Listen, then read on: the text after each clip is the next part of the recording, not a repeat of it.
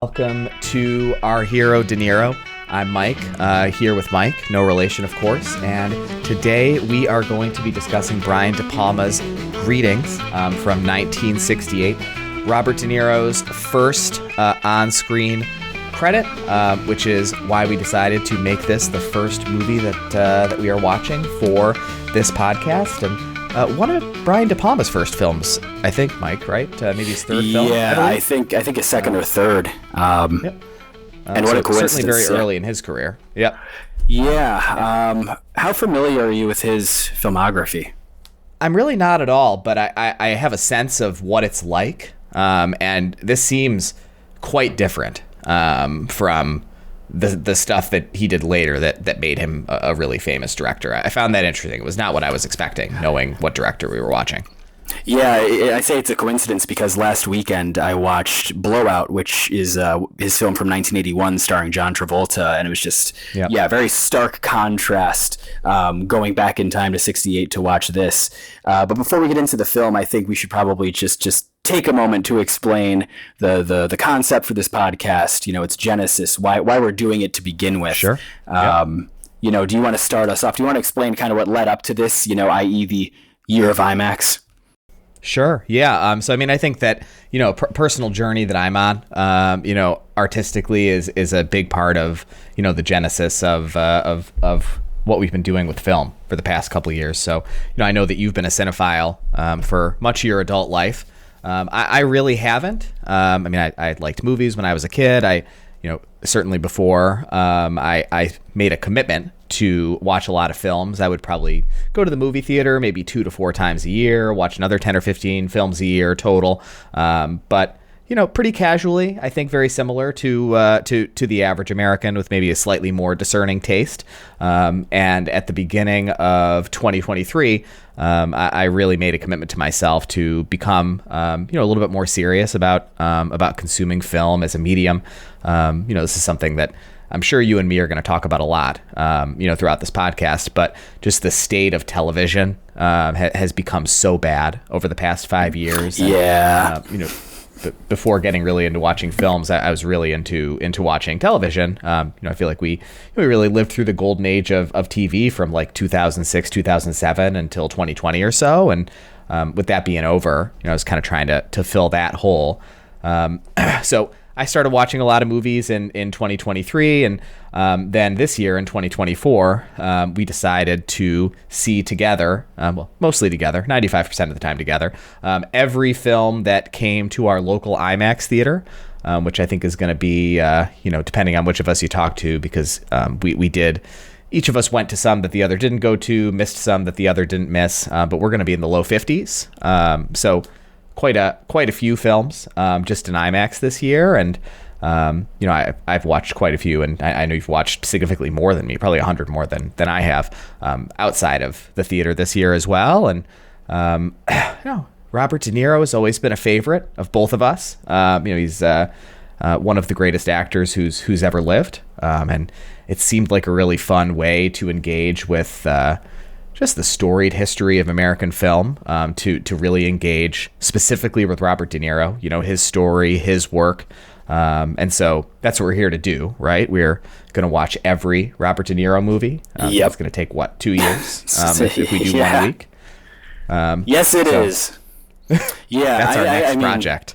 Yes. So the year of IMAX arose. To your point, I've always been a fan of seeing movies in theaters, but I didn't go too often. I'd see like blockbusters, back when the Marvel Cinematic Universe was, still, not terrible.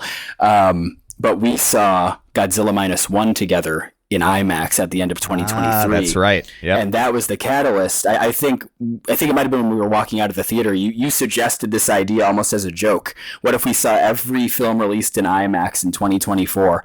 And I loved it, but I also vastly underestimated how many films were actually released in IMAX each year. So I think we're going to end the year right around 51, 52.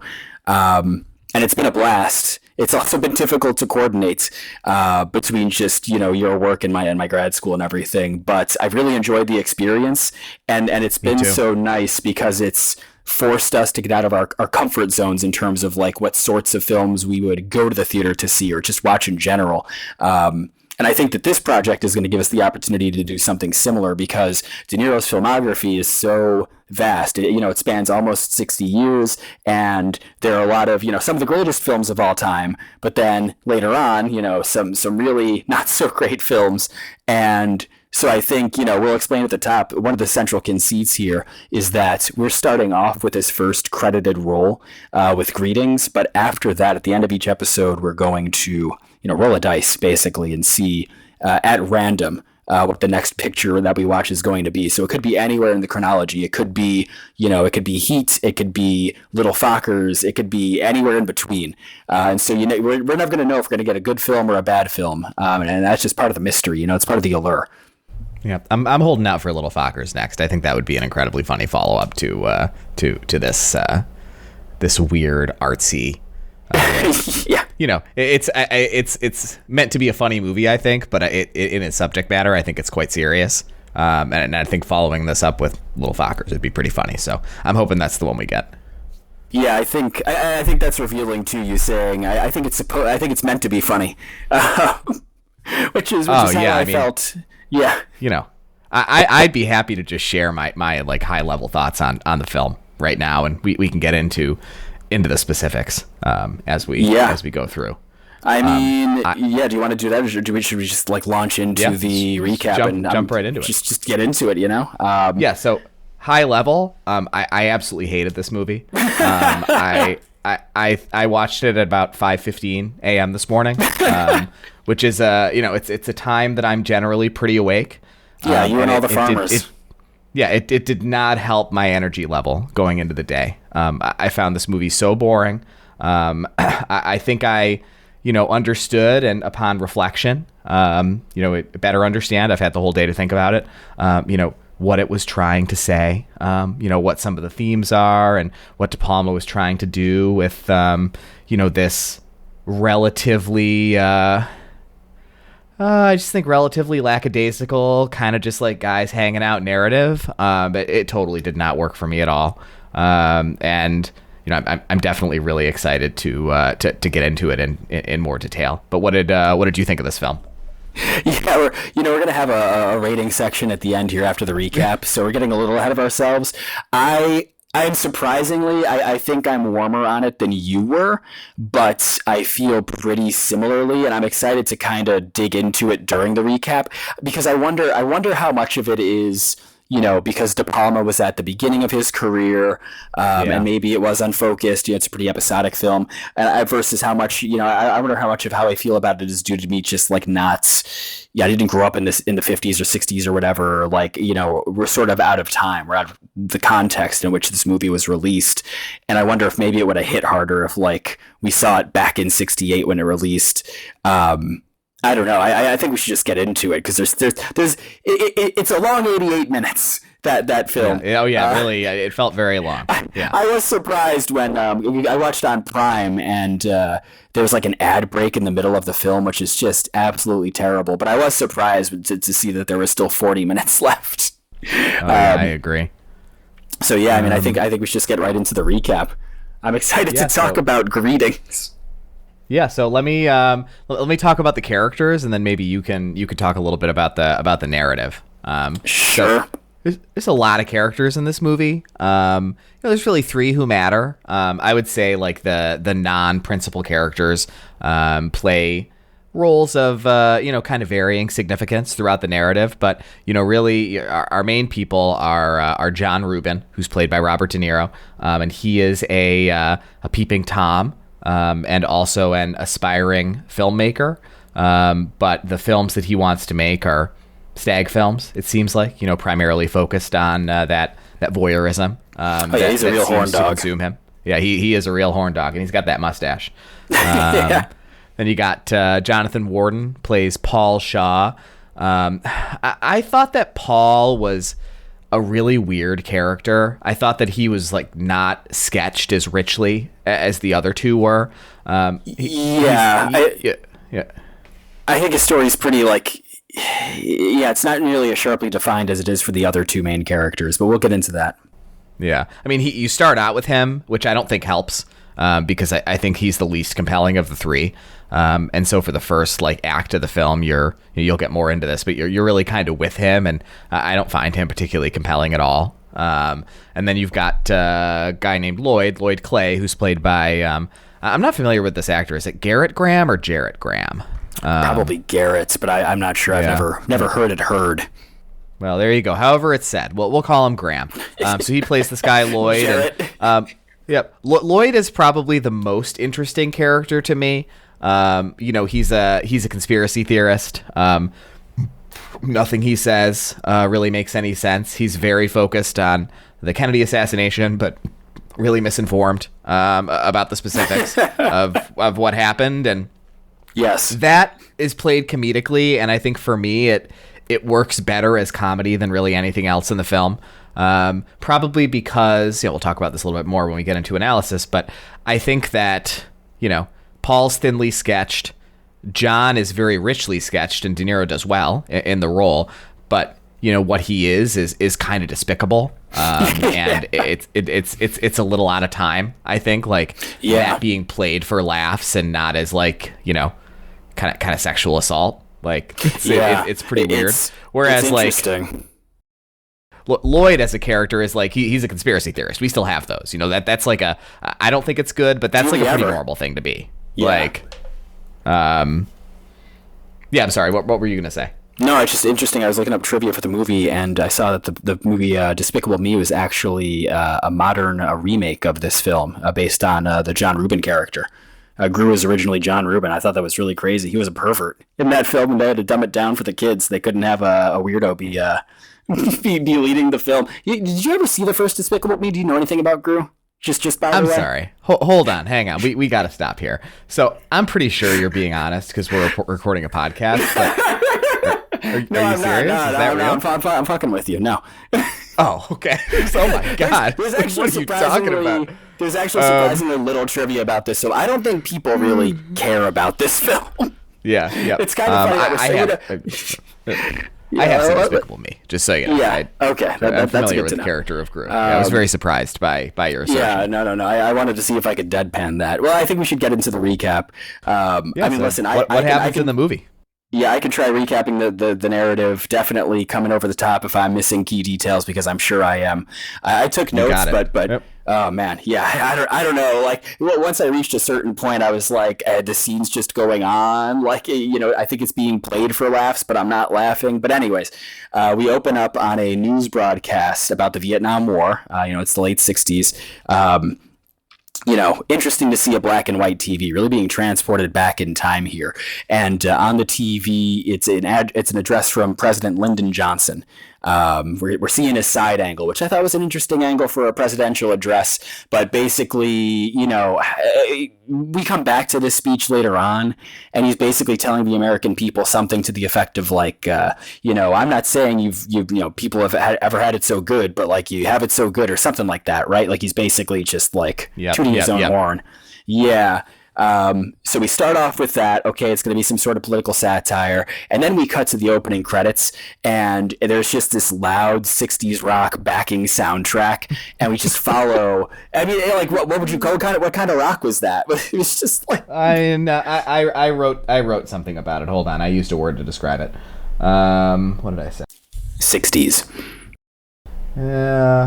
I think I called them '60s pop standards. Okay. I can't find exactly where I wrote it, but I did. That was something. That was something a little bit. What's the word for when something is misaligned aesthetically? Incongruent. Yeah, exactly. It read as incongruent to me in a way that I think was intentional, but did not work at all. Yeah, it's really setting the tone very harshly right after that presidential address. And we follow, during this musical montage, we follow this character that we later find out is Paul, and he's walking around the city, New York City in the '60s. I'm sure we'll be visiting New York City a lot during the course of this podcast. And we follow his character. He walks into a bar. He yells a racial slur. Basically, which wow, yeah, that really came out of nowhere. Really, right out the gate, right? let's just say it right now. A lot of white people saying the N-word in this movie. Like it's pretty. It was a pretty different startling, time. right? It was a different time. It was a different time. I agree. But he basically he walks in there and yells a racial slur to provoke, like, to incite a fight, and then you just hear him getting beaten up, and so you cut to him going to his friends John and Lloyd for advice. And this film also has a lot. It is a very episodic film, and it has a lot of like interstitial like title cards for different scenes. And so this one is telling us that Paul is going to his friends John and Lloyd for advice. And I did make a note at 4 minutes and 21 seconds. It's our first Robert De Niro sighting of the film. So there you go, De Niro heads. And they're hanging out in this like very dark clothing shop. Like it was so. Is that just how shops were in the late 60s? Did you know? Did you like pick up on this just like visually? It was like really fucking dark in there. I didn't think to look this up, but I think the advent of like ubiquitous fluorescent lighting was after. Okay. That so would yeah, make sense. I think in general indoor spaces were darker back then. Oh, it was just so interesting. Yeah, they were just like in a small shop with a lot of like dark coats that was like darkly lit. And Paul, you know, they're chatting, they're just hanging out. Yeah, I think at its essence, this film is a hangout movie, which, man, I want to like more than I did. We'll get into that later. Easier to like if you like the people, right? It's like who's hanging out. Yes. Right? Yeah. We'll talk about that a little bit when we talk about the movie that I want to compare it to, like which is another kind of hangout movie. Yeah. Gotcha. Okay. So Paul reveals that he's trying to dodge the draft by getting injured before his physical, and they're talking about it, and they say another slur about gay people, and basically the fellas, the gang decides, you know, what you could try to do is make yourself look gay to get out of the to dodge the draft, because again it's the 60s. Okay, so like we're already like, wow, you know, we're really like in a certain place in time here, and I was not ready for it. And so and one thing I noted here was that while they're having this conversation in the shop, the way that the film is shot was really interesting to me. It was jarring. I noted. It was when I knew. Yeah, I wrote unusual way the camera is cutting, and then underneath I wrote looks kind of like a YouTube video. You know, like so the way YouTube videos are now, where like the camera is always cutting or it's like jumping in just to like keep your attention. Like the way that like when YouTube essayists talk, you can tell that they cut mid sentence to just like keep the pace super tight. It's what it kind of felt like here. Like you would just get really weird cuts during the conversation, sometimes to people who like weren't talking. It was just like it was odd, you know. Like did you notice that? I was like kind of unsettled by it. I totally did. So I wrote something a little bit more pointed about this. So I noticed what you were talking about, and I have a theory for why it is. But what I noticed that I don't really understand why, and I wonder if you have any thoughts about this, was his decision to shoot shot reverse shot like constantly throughout this scene. Like he's constantly choosing to kind of shift back and forth across the room to look at the conversation that's happening. I don't really understand like what it's trying to achieve. And it just feels really disorienting to me when I watch it. Like I felt like just very unmoored by the way that scene was shot. It was not good. Yeah, especially early on before we get to know the characters. Like there were certainly shots later on that were meant to invoke that like voyeuristic feeling of like, you know, John's character. But this to me just felt very like, we've got 3 cameras, like start rolling, we'll figure it out in post, kind of like cut it together. Yeah, that's what I think happened. Yeah, it felt very like low budget, like kind of, like, you know, not to diss Brian De Palma. That's not what I'm trying to do here. But it was low budget, I think. Yeah, and it felt amateurish.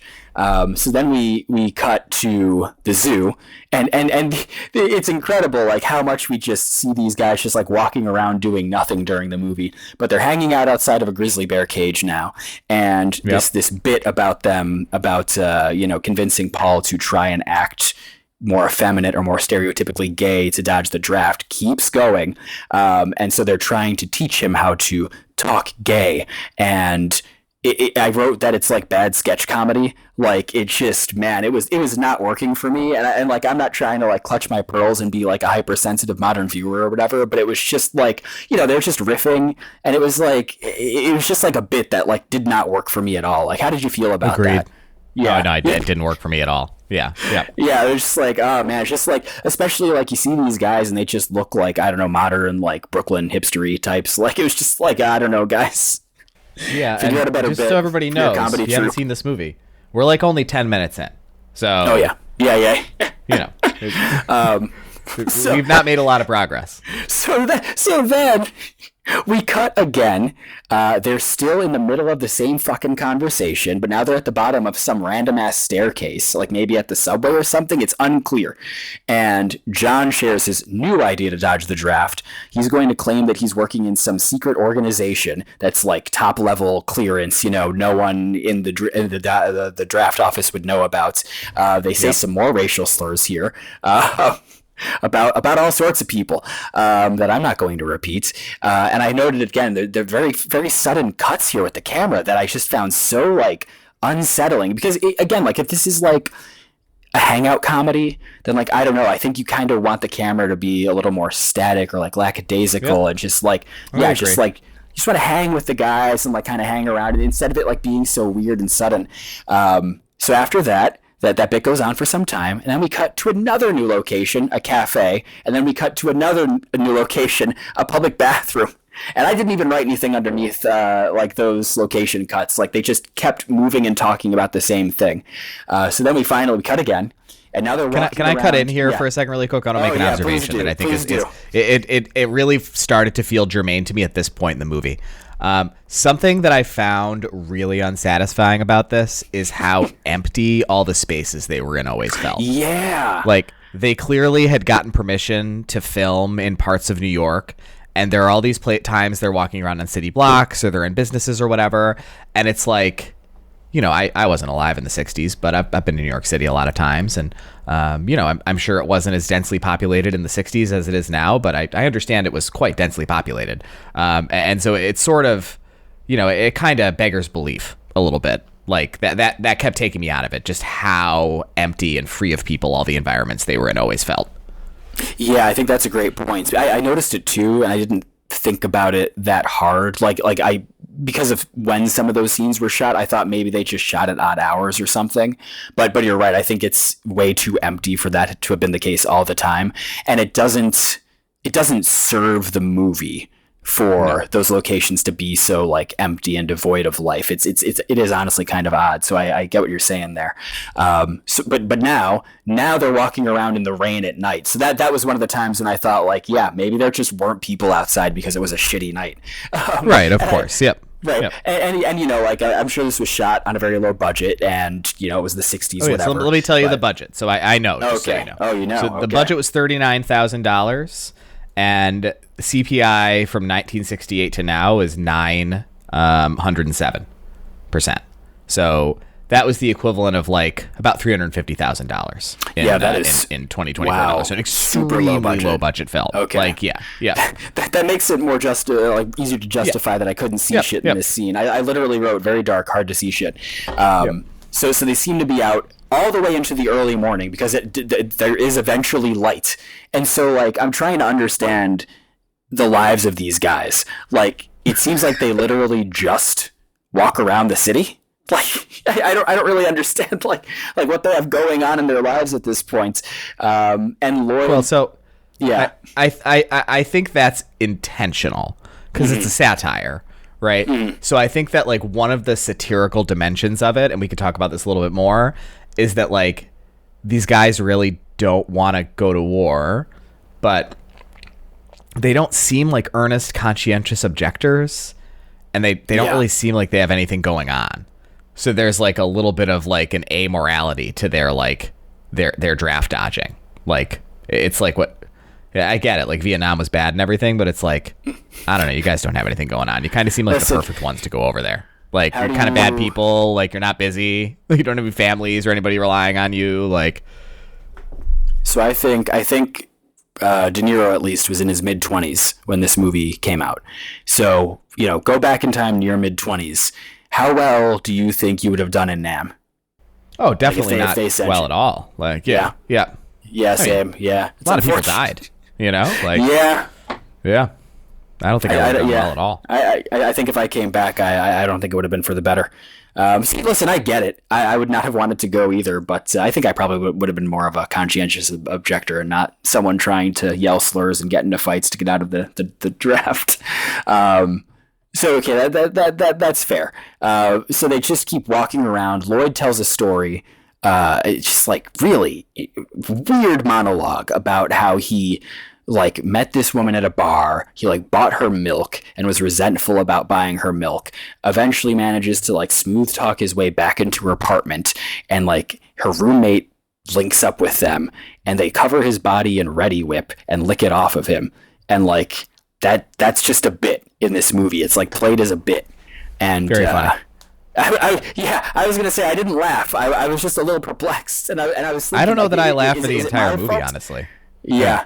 Oh, yeah.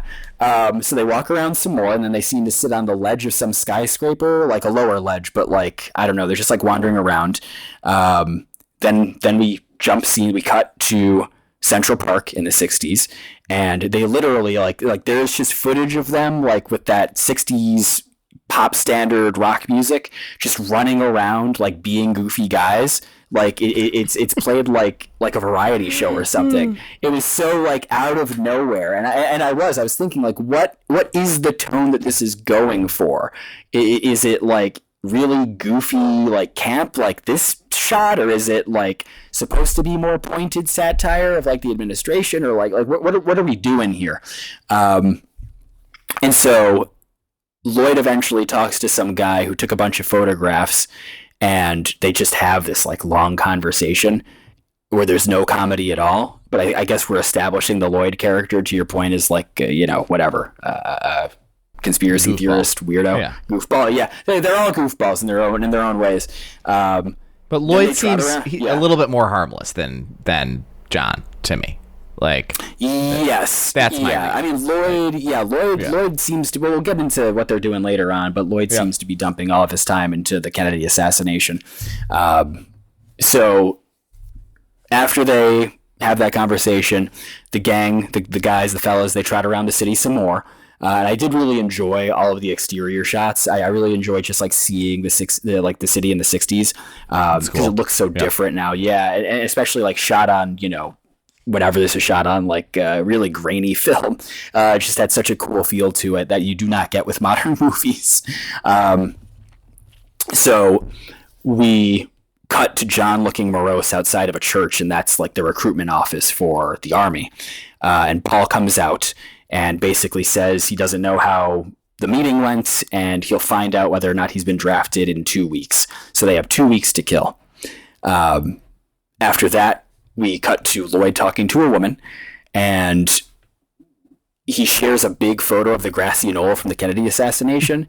And this was a weird moment, and maybe I'm missing historical context here. He's telling the woman, he's explaining the photo to her, and he like points out an officer and says, "That's officer," and then his last name is said, it does this really loud beep. I got this too. Just like, yep. I don't know. Yeah, and I was wondering, like, was this a deliberate... Like, I'm sure it was, but, like, why? Like, what am I missing? Maybe I just don't know enough about the Kennedy assassination because it's, not 1968. Maybe a loyal viewer can, write us an email or leave us a comment. But let us know what this was about, because I didn't get this, and I did some reading today, and I couldn't figure it out. Yeah, please shoot us an email at ourherodeniro@gmail.com, and there's a very high likelihood we'll read it on a future episode. And this was neat. They talk about the movie Blow Up a couple of times, and I just thought this was a neat little connection because De Palma would later direct Blow Out. And so I don't know if you know what Blow Up is, but it is, I guess, a 60s like thriller, Italian thriller. And so Blow Out is basically De Palma's remake of that film. Oh, that's neat. In the early 80s. Yeah, so I thought that was cool. It's like clearly he that really resonated with him. I thought that was kind of a neat thing. And I just got to think about Blowout when I was watching this film and taking notes. And then we cut to like a model photo shoot, and Lloyd's still looking at the picture. He's very clearly obsessed with this. And then we get our next like title card, which says, after his pre-induction physical, Paul Shaw comes home to relax. And just a weird like scene here. So Paul's whole arc just seems to be like he's trying to find like a girlfriend or like just get laid, like whatever. It's like a satire of free love, I guess.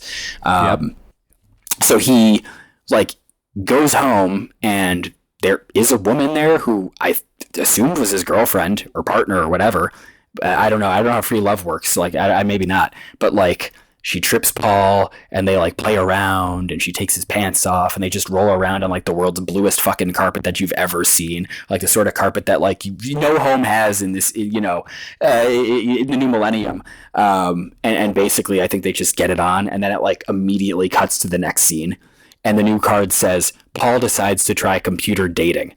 So that confused me for many reasons on several levels. One, because I thought the woman in the previous scene was his girlfriend, but like we never like hear her or like get to know her. So I think she was just like a one and done kind of deal who was just in his house or apartment for some reason. And two, I had no idea there was computer dating in 1968. Like, so wow. Did you? Yeah. Let's stop here for a minute. Yeah. So I want to talk about computer dating. I don't know anything about it, but I have something I want to say about this scene. I noticed in this scene, there's a poster of a black gentleman on the wall. Who was that? Did you know who that was? Oh, no, I didn't. Yeah, I'm not sure either. I thought that was interesting. Like, it read to me like my interpretation in the scene. And maybe a loyal viewer will correct us about this as well. But my interpretation in the scene was that it was like a pro civil rights photo or piece of art up on the wall. That would make sense. And I drew that. It drew a funny contrast in my mind with like how frequently they say the N-word. So I just wanted to observe that. Like, I wrote it down. I was like, that's interesting. They didn't have hate in their hearts. They were only saying the N-word for personal gain. It was just purely, that's is that allowed? Maybe in the 60s. But yeah, the computer dating. So I thought this was really interesting in the freaking 60s. Was not expecting it. So there's just like this weird cut of the woman getting her stuff and leaving in the background during this scene, and then we cut to Paul's first computer date.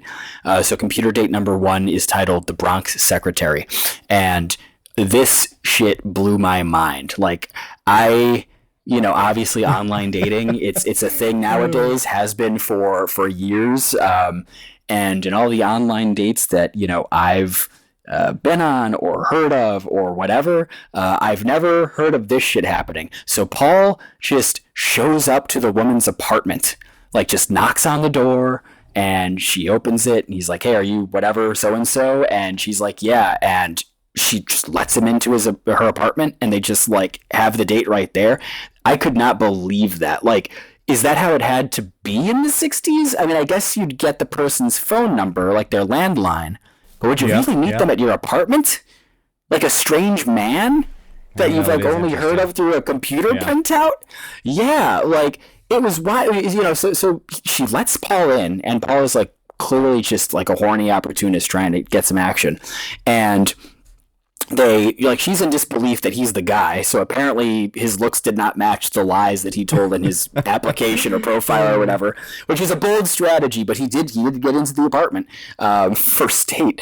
And then we see them sitting on her couch, but they're on opposite sides of the couch, and he's dressed just like normal attire, like normal guy attire or whatever, nothing special.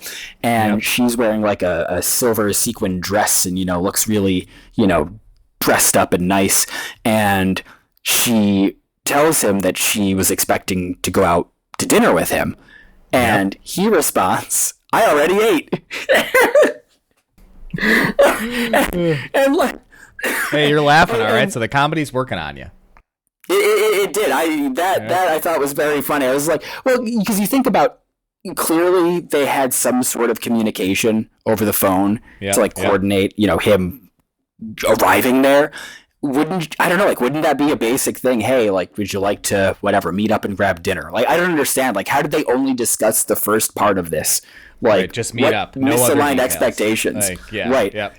Hey, let's meet up at like 5:30, 6 p.m. Like prime dinner time. But no, I ate some saltines on the way. Or I had a Kit Kat bar, so I'm pretty full up.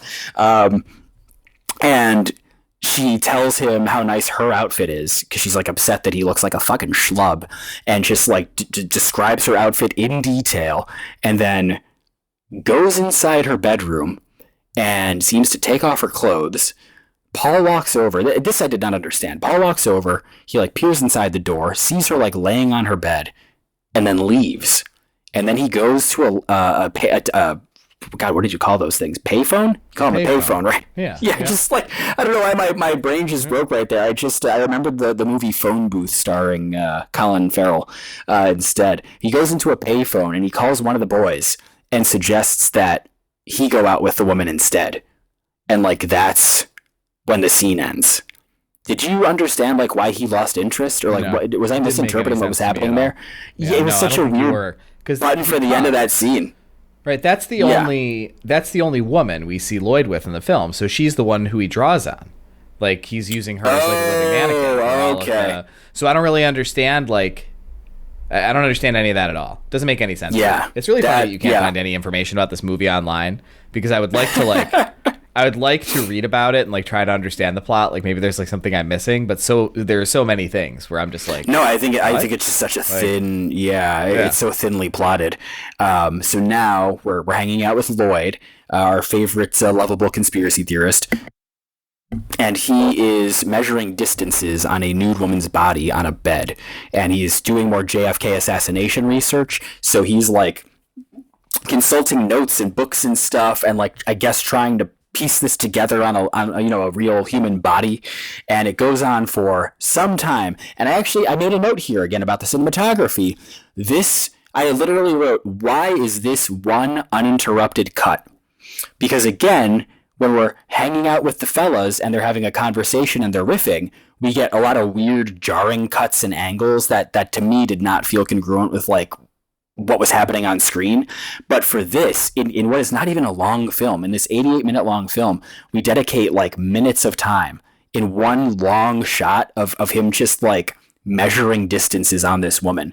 And it made no sense to me. I was like, why are we spending so much time on this like silent exploration of a woman's body? All right, so let me cut in here, because I think I know the answer to that question. Or at least I have an answer to that question. Yeah, so I think this is a really important scene. I think it's one of the most important scenes in the film. And so I think like this scene is part of a set of motifs. And I think that it's kind of like introducing us as viewers, I think a little bit more clearly than anything else in the film has, to one of the film's main themes. Possibly its main theme, right? Because you'll talk about this later on. But, we get the sort of conclusion of the film is a pretty explicit reference to this theme again. And so the theme is like, types of voyeurism as violence, right? Like, and so in this scene, I think that it's supposed to escalate in its impact, because of how long and how, uncut the shot is. And the way he's marking her up, what it made me think of was like, marking up livestock for when you're figuring out like the cuts of meat, and so listen, as I said, I don't like this movie and I didn't like this scene. But this made sense to me. Like I was like, okay, I get it. Like I think this is more important than a lot of the other stuff we've seen before, and we're going to continue to revisit this, right? Like primarily through John's perspective, but they really are all kind of doing it like this, like kind of soft, like violence and assault on the people around them, like just with, through non-violent means, essentially. Yeah, they're not a great group of guys. No, definitely not. The only other thing I'll note here about this scene, this is when I noted Lloyd's handlebar mustache, and I wanted to ask you, you think you could rock a handlebar mustache? You think you'd ever try that? Yeah, I don't think so. I mean, I don't know. Maybe I could use like FaceApp to put one on myself and see. Oh, yeah. We have the tech. You couldn't even describe that technology to someone in '68. Their head would fucking explode. Can you imagine? Well, yeah, because Lloyd could have been using FaceApp and like all kinds of AI tools to do his weird superimposition of like bullet holes on the human body. That's true. Yeah, he would. He wouldn't have had to do this. Right, he'd like have an AR mannequin that he could just like visualize in his living room and measure the distances that way. Oh yeah, oh my god, it'd be like a tech thriller at that point. Let's get De Palma back. Let's remake Greetings for a new generation. I think the people are clamoring for more Greetings. I the handlebar mustache. It's an interesting look. I don't think I could pull it off. Not that I can really grow a mustache, but that's neither here nor there. I'm going to leave it up to the loyal viewers to imagine how I look. So after that scene, we're in another New York City exterior, and Paul walks up to a news guy who, not a newsboy, like a grown man who's selling some revolutionary newspaper called The Rat, and they have a conversation, and like a crowd basically flocks over to this guy while Paul is talking to him, and the guy is just like explaining the paper and like satirical ads that they have, about the Vietnam War, stuff like that. And then I don't know if you have anything you want to add to this one, because next up is another computer date. I don't really have anything to say about this. Yeah, there's not much to say. Yeah, I found this part boring. Yeah, I agree. So we go to Paul's second computer date, and there are going to be even more. So don't even worry about it if you're worried that there are going to be many. This is computer date number 2, the gay divorcee, and this one was real short. So the bit here, what a comedy bit it is. So Paul knocks on this woman's apartment door. She answers the door, pretty woman answers the door holding a baby. And Paul intentionally asks for a different woman and is told she doesn't live there. And then he leaves. And that is it. That is the scene. Oh, very funny stuff. I was going to say, how much did you laugh during that scene? Oh, yeah, I was cracking up. Yep. Although not for nothing, I feel like, listen, I know computer dating was new in 1968, but like you think that'd be like a field, a checkbox that you would put into the Scantron, has kids or is interested in kids. I agree. It's got to be like one of the preferences that they would indicate, like in the that would go into the model. Again, this woman, a mother of a young child, and is just letting a strange man, just like, I guess you just opened the door for whoever knocked back in the 60s, but like, I don't know. Like, I don't even... Right? Call them on the telephone, go to their house. Like... Yeah, I suppose so. So now we have an actual scene set at the bookstore. I forgot what it was called. I wrote it later on. Doesn't matter.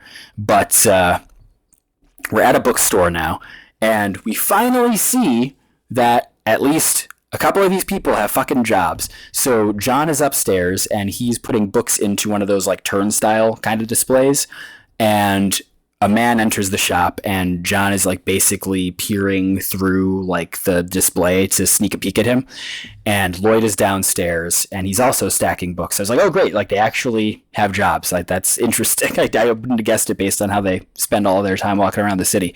And the music here. I wonder. Yeah, please. Okay, just so you know, a recession did start in 1968, but presumably when this film was written and filmed was a period of record low unemployment. Unemployment was 3.7%. Which makes sense because so many working age men were deployed abroad. But it doesn't really make any sense that they're not working. Like, so I took note. Yeah, we were in the 60s. I mean, they were working in a bookshop stocking books, and they were wearing like full suits. You don't see that anymore either. You go to Barnes and Noble. These kids, they wear polos. It's crazy. Graphic tees. Oh, embarrassing. And the music here is so grating. It was like this loud atonal music with screeches, and I was just, oh my god! It just like it stole the focus away from what was like actually transpiring in the scene. It really drove me nuts. So this guy walks in, and he's near Lloyd, and he's like holding a couple of like suitcases worth of crap, and he looks a little like sketchy, a little off. Something's off about this guy. And he picks up a book about the Kennedy assassination. And Lloyd asks him about it, and the guy just like freaks out, and he walks away, and then he comes back, and he's obviously like very paranoid, and starts talking to Lloyd. What a coincidence that these two linked up, like real star-crossed situation. Number 17 here. And number 18, baby. Yep. Yeah, seriously. So the guy like talks to Lloyd. and explains that he was there, like at the site of the assassination the day of with his aunt, and that he could identify like the cops who were there, and he like just he comes off as like a nut, Yep. and so the guy explains to Lloyd, he's like, this book will help me crack the case of the JFK assassination, but I can't buy it because they're like on to me, they want to hunt me down like they have the other witnesses. And then so Lloyd's like, okay, I can buy it for you. And he's like, no, you can't do that either, because then there'll be like a record of it, blah, blah, blah. I think Lloyd probably could have bought the book. But the guy's like, no, you need to steal the book and then meet me after and like give it to me. And so Lloyd risks his job to steal the book, but he accidentally drops the book, scares the guy. The guy runs away. And then I kind of missed... I guess John just noticed this, but like the manager is working at the front of the store and he rings this attractive woman out, or something, and like the woman walks out. Yeah, misunderstood what was happening. Yeah, I misunderstood. Yeah, I like missed what happened here. Yeah, okay, yeah. Let me tell you what happened in this scene. So my understanding was these were two disconnected events. So while this interaction is happening between Lloyd and the other shopper down on kind of the ground floor, John is up on that mezzanine area. And he is, he's ostensibly loading books into the turnstile, but what he's actually doing is he's watching the beautiful blonde lady. Yeah, he's perving. Yeah. And so, I didn't understand exactly what John did, but the lady shoplifts. And so the guy running out of the store had nothing to do with it. The lady shoplifts, and that's what makes the clerk at the counter, if it's the manager or whomever he is, like that's what makes him go out after her. I don't understand what John does in the cash register that results in her getting off. Like, I don't know if he pays for her and like explains it to like the clerk or the manager or whatever. Like, I wrote that down as a question. Like, I don't understand what happened in that scene, but she was shoplifting. That's why the manager went out after her. It had nothing to do with the other guy. Okay, yeah. So that, I knew it wasn't connected to the other guy, but it confused me what John did, because John, after the woman goes out and the manager like runs after her, they're like clearly like getting into an altercation, verbally outside of the shop. John runs down, he takes some money from the register and like gives it to the woman. I like didn't understand. Yeah. I didn't understand what that did for anyone, but anyways, that's the end of that scene. So we see John perving on that lady. So now we cut to computer date number 3, The Mystic. And this, oh man, this really, it's like I could count the number of laughs on one hand. This one did not work for me at all. So Paul like goes to another woman's apartment, and she's like a very kooky, new age, obviously mystic type woman. And she just like is sending him mixed signals, whatever, talking about his spirit or whatever, but like grabbing his crotch and like getting really close to him and like showing, it's just like really weird. And so like he was like trying to make moves on her and like kiss her and stuff, and she's like pushing him away, saying like, no, we're not ready yet, blah blah blah blah blah. And the scene culminates with them like moving down to the ground, and then it just fades to black. And what's the satire there? I don't know. I got nothing on this one. Yeah, I was like, is this a common type of, I don't know, it felt like something you like, I don't know, like the sort of maybe it was a type, like a network sitcom or something. Yeah. So like I don't know, like I think Paul honestly seems to be doing really well, but isn't finding what he's looking for, I guess. So now we cut to John reading a book in a bedroom, and I noticed this was the first of several fourth wall breaks.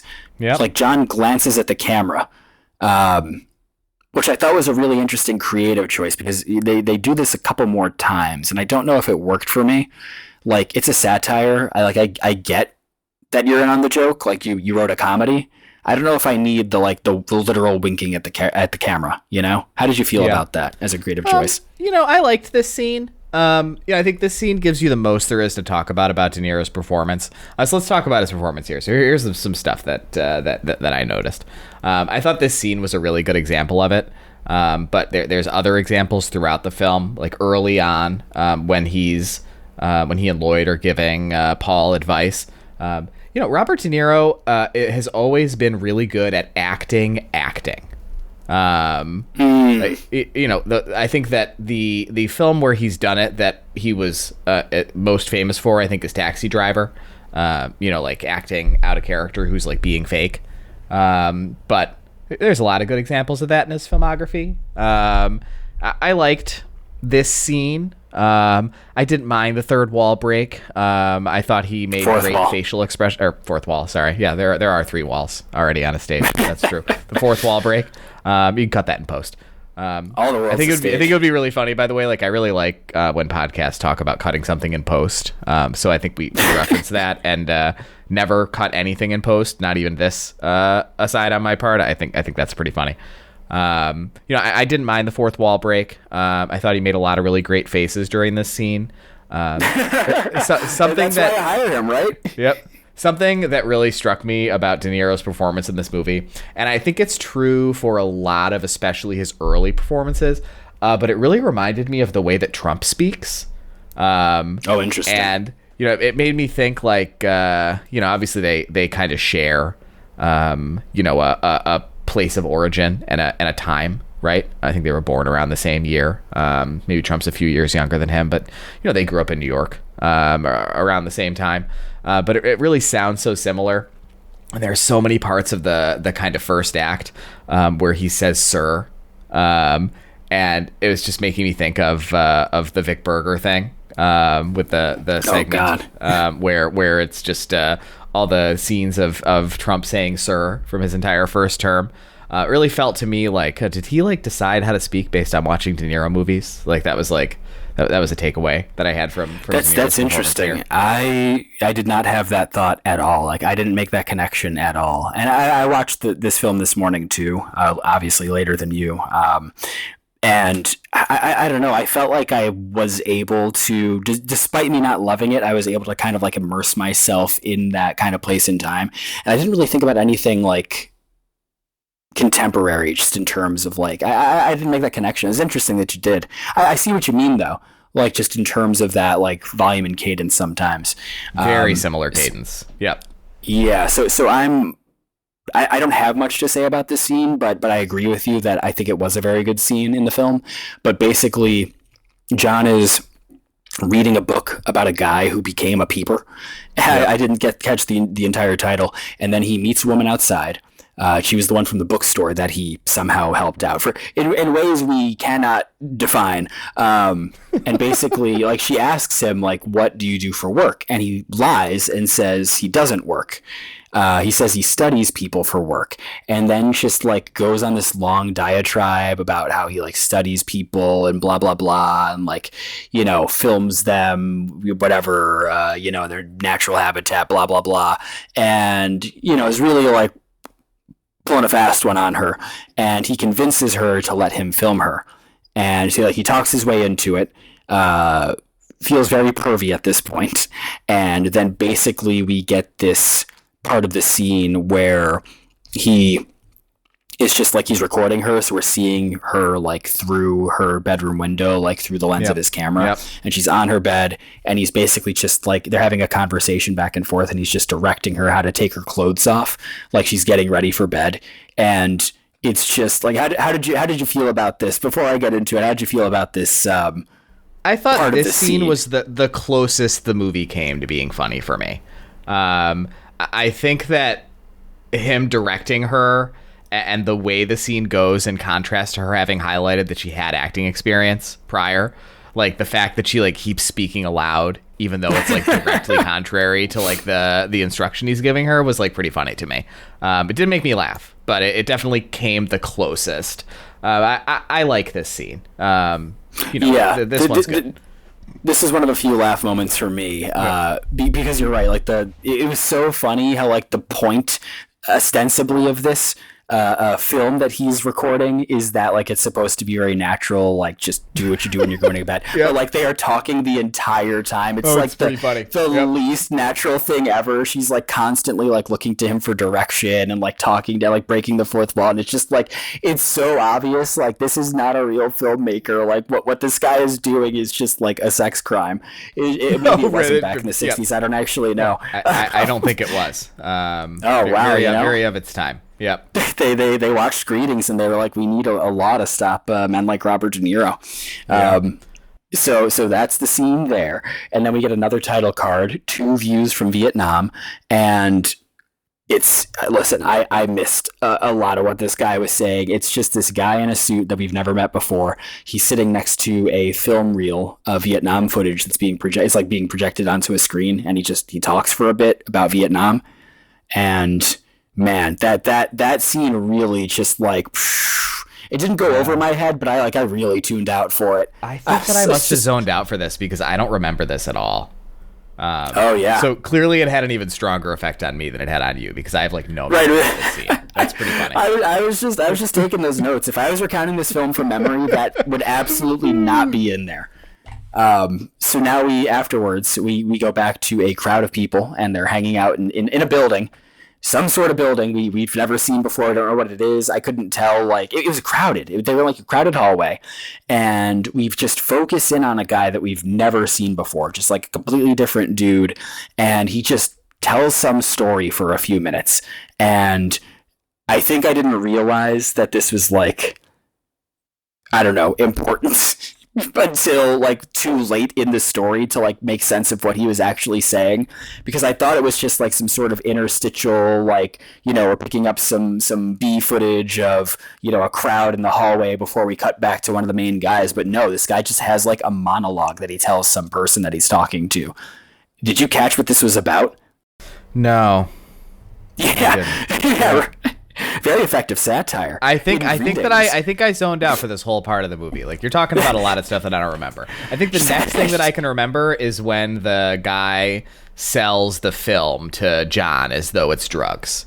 Like, that's what I thought was going to happen next in the movie. So I think there's apparently like a whole part I like blacked out for while I was watching. So yeah, you didn't miss much, because that is the next scene. So next, John passes a woman in Central Park. This was a different woman, right? This was a new woman, I think.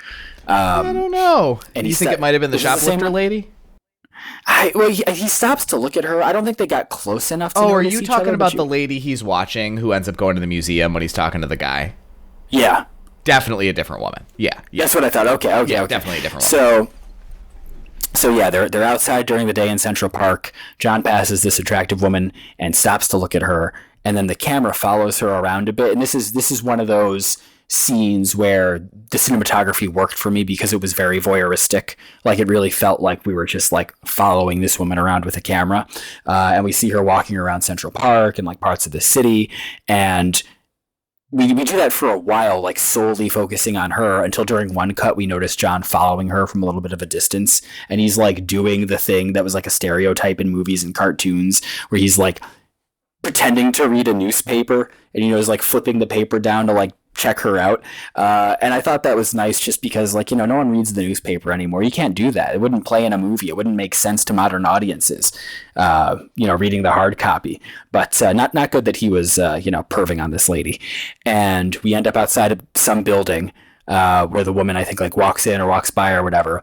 And John's just kind of like staring at her from afar, like leaning on a ledge. And this other dude walks up to him, and they have a whole conversation about the lady and, you know, oh, do you know her? Blah, blah, blah, blah, whatever. And the guy, at first, you think is just like a normal dude. I don't know. I thought maybe people just stopped and had conversations back in the 60s. But no, they talk about books for a bit, because John says that he works at the bookstore. Bookmasters is what it was called. And the scene ends with this guy like selling John this like porno film strip for $5. Yep. It was just like, and you're right, like it goes down like a drug deal. Like, you know, Robert De Niro or John, he like pulls the strip out to like look at it, and the guy like freaks out. He's like, put that down. Where he like gets down, like, so he's hidden behind the like the turret or like the wall or whatever. But again, he's like looking up at it, like, yeah, to a point you made earlier, it's like so empty around them. They're outside in the middle of the day.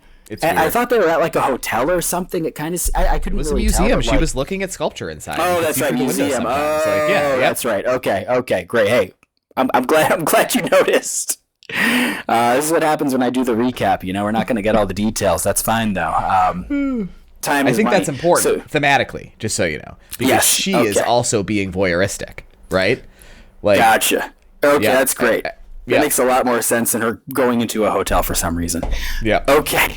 Well, that scene's over. Forget about it. That's in the past. Now we're on to computer date number 4. So the title card here is The Dirty Movie, or computer date number 4, Paul's Last Stand.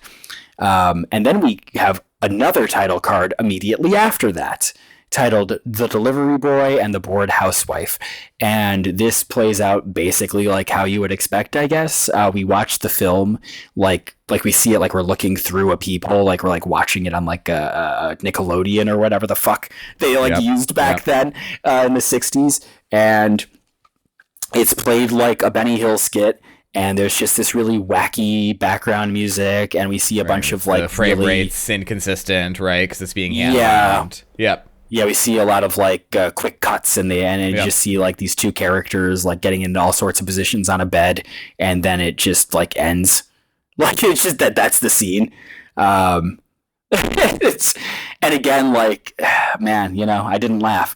But then the next scene, we go back to Lloyd, and he's hanging out on a rooftop. And I feel like you're probably going to end up cutting in during my explanation of this one. He's reading a newspaper, and he's looking down at people passing by. And then we hear a gunshot, which I believe is imagined. I have a lot of questions about this scene. Yeah. Okay. So we hear a gunshot, and Lloyd drops to the ground.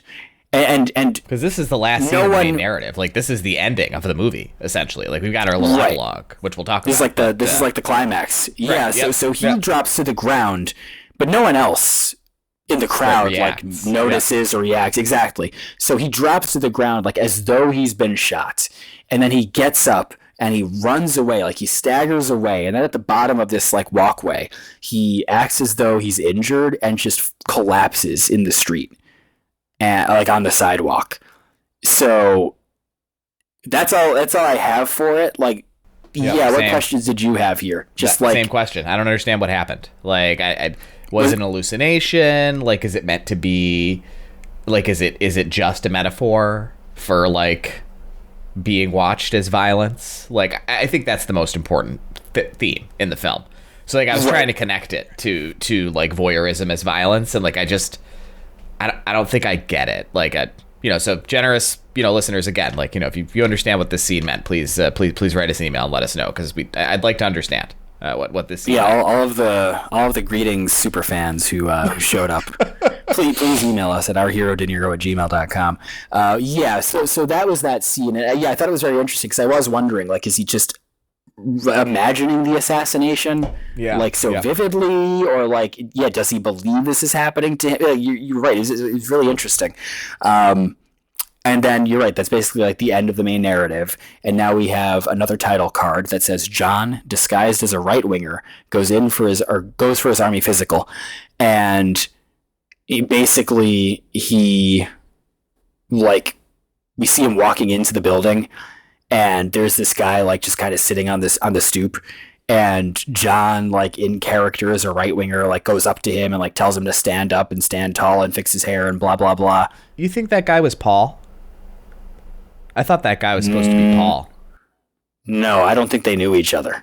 Okay, I thought it was just a random schlub. Yeah. Okay. No, because I don't think the guy had Paul's hair, and I don't think it would have made sense either. I think it was just John like pretending to be that type of person to like someone new, someone unfamiliar.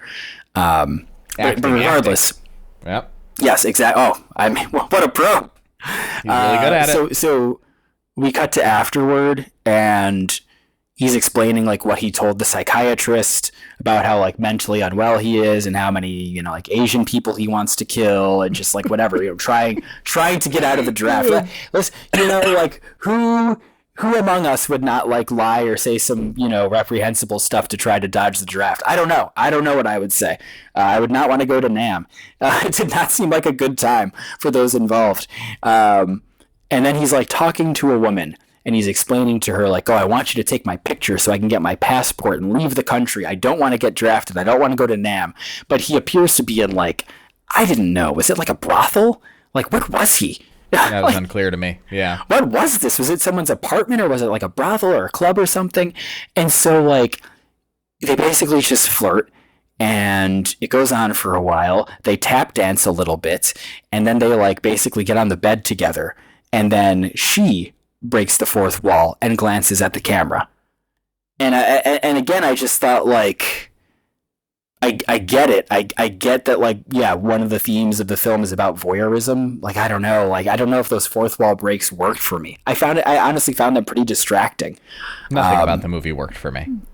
Yeah, I'm just explaining then, what I think their rationale was when they made these creative. Right.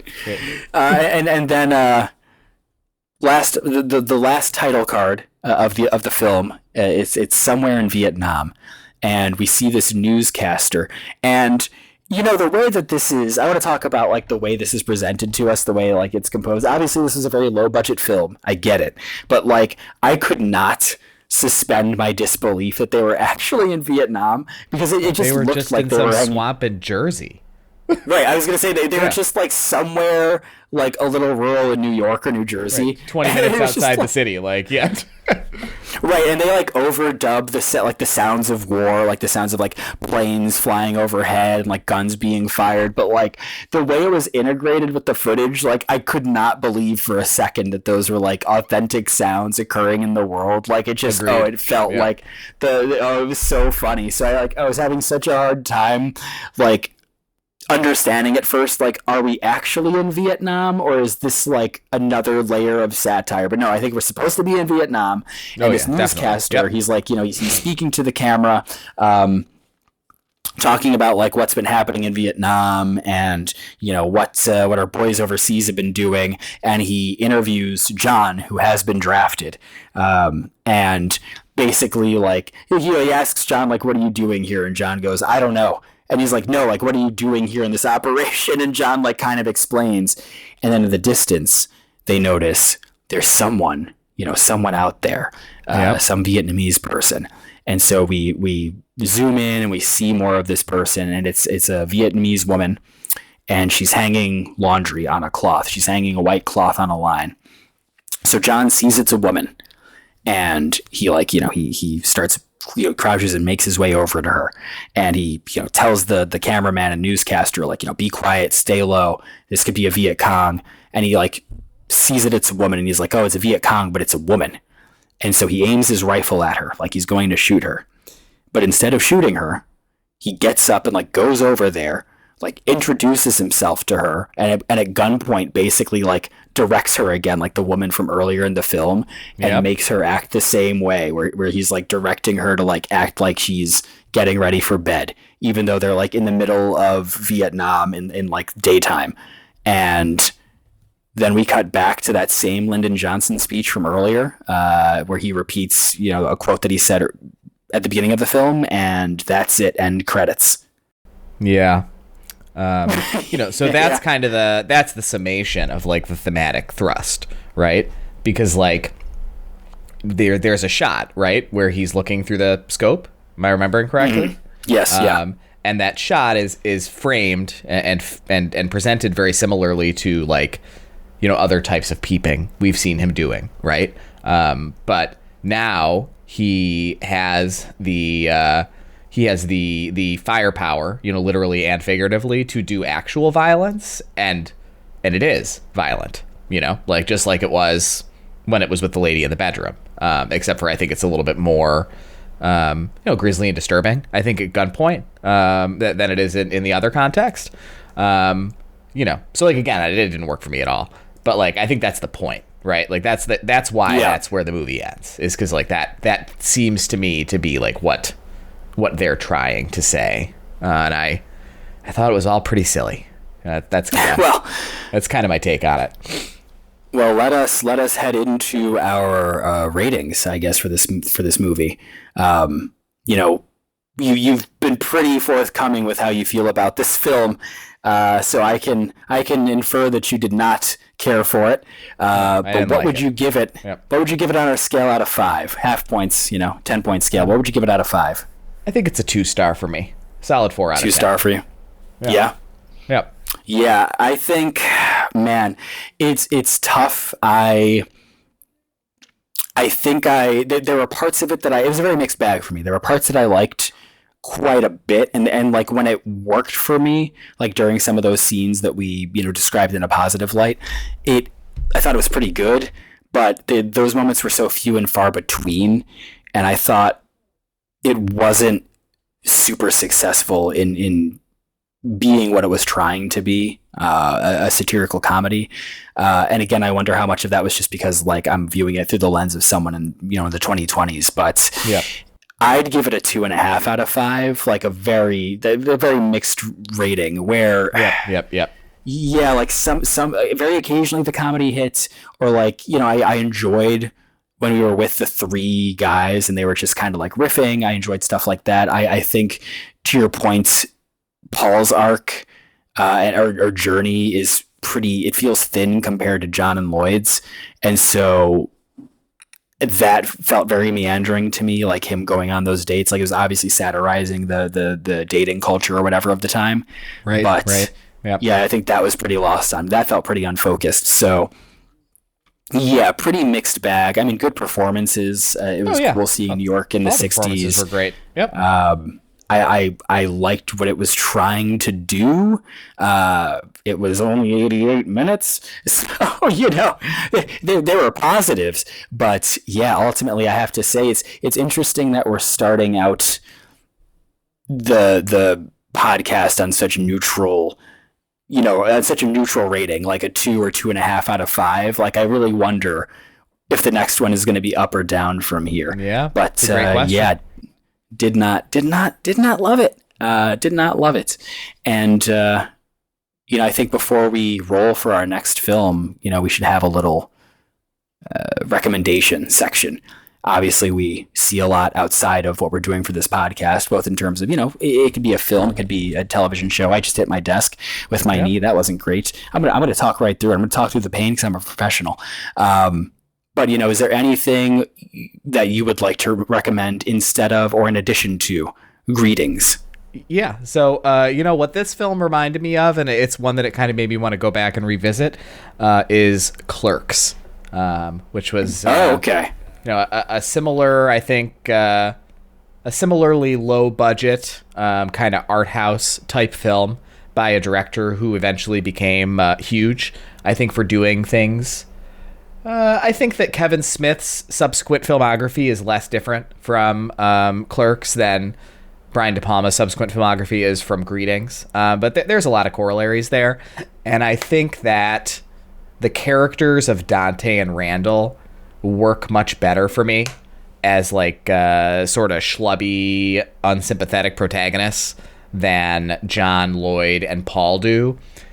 Tough to say whether that's got anything to do with artistic merit or, whether it's just to do with the generation, right? I mean, I think Clerks came out like maybe 93 or 94. That's when I was a kid, right? Those values are my values. They're the values I grew up with. And so I think it all feels a little more normative to me. But so I don't know. I don't know if you've ever seen Clerks, but I love the movie. It's a classic, and this definitely made me think of it. And the comparison from my perspective was not favorable. So that's wow. I don't think I've seen Clerks since my adolescence, but yeah, it really came out during that formative time for us.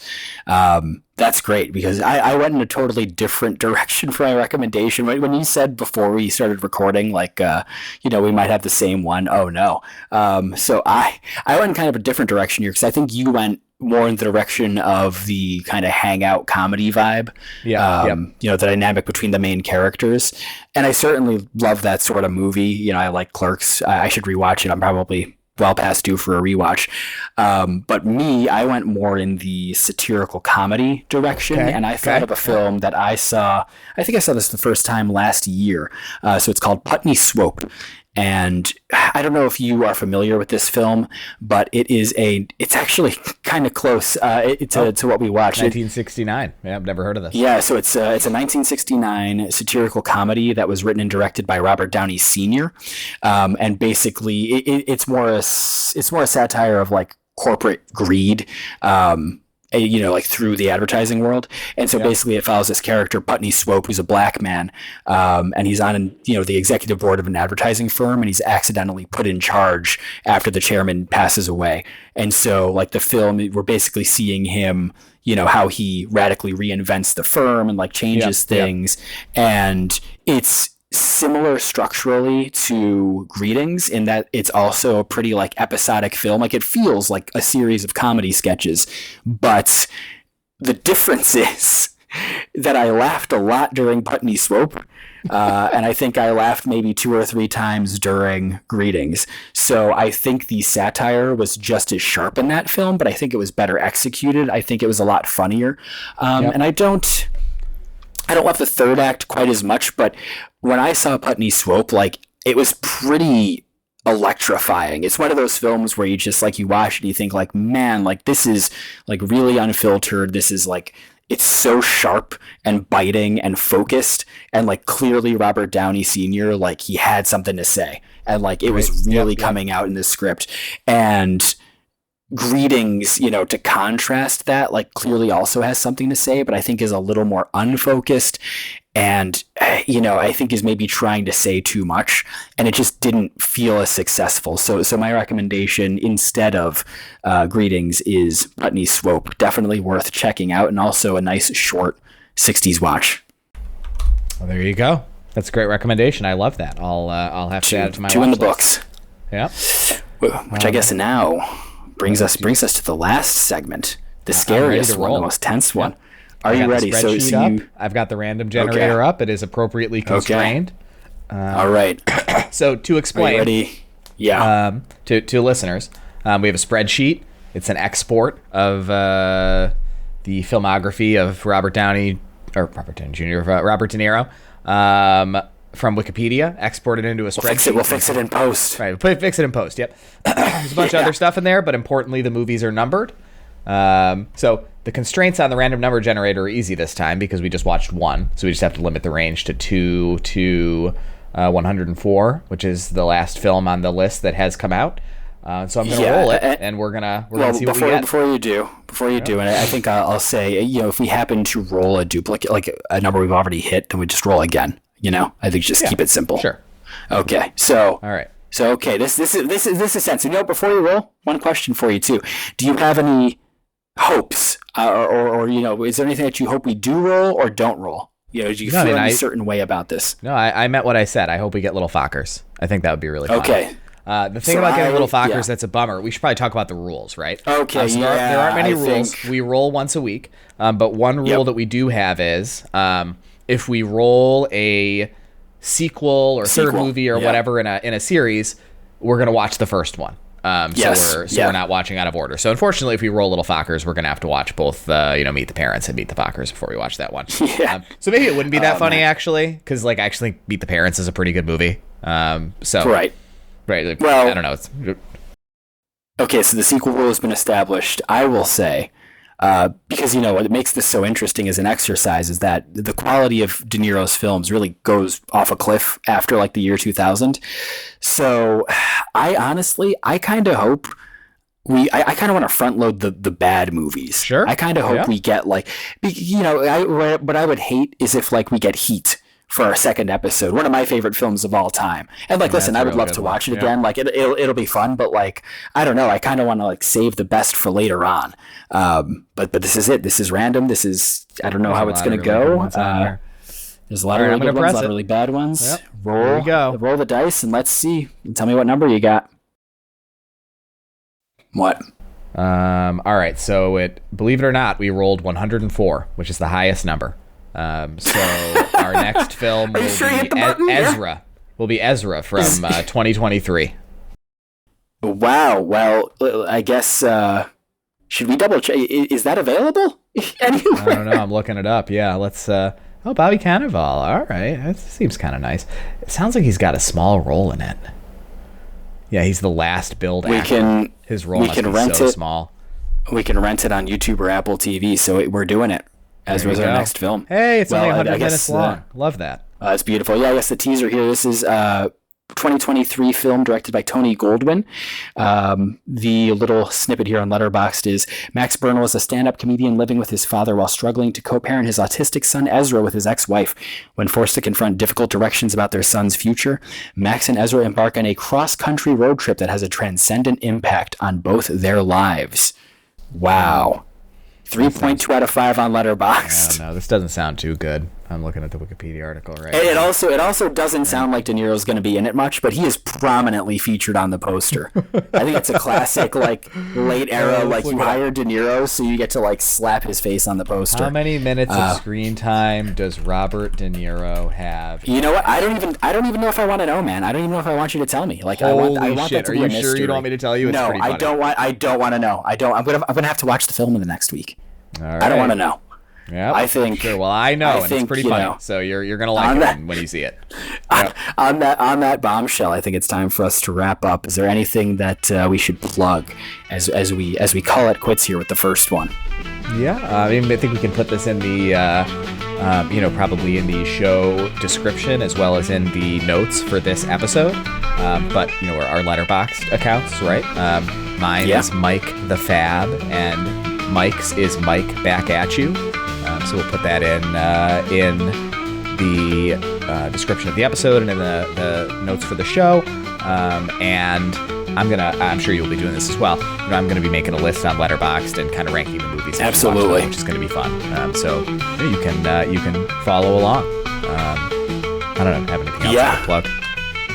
Follow us on Letterboxd and email us at ourherodeniro@gmail.com with any thoughts or questions or observations you might have. And I would love to reach the point. I don't expect this to be popular ever, but I would love this to reach the point where we could have a trickle of listener feedback. I think it would be fun. Great. Yeah, I would love that. Wouldn't that be nice? That's the listener's responsibility. That's out of our hands. Provide us with I think. Yep. Oh yeah, absolutely. This is brand new to us, but I think that was nice. I think it was a nice first one. Where we're easing into it. I think we'll improve over time. It's all uphill from here, right?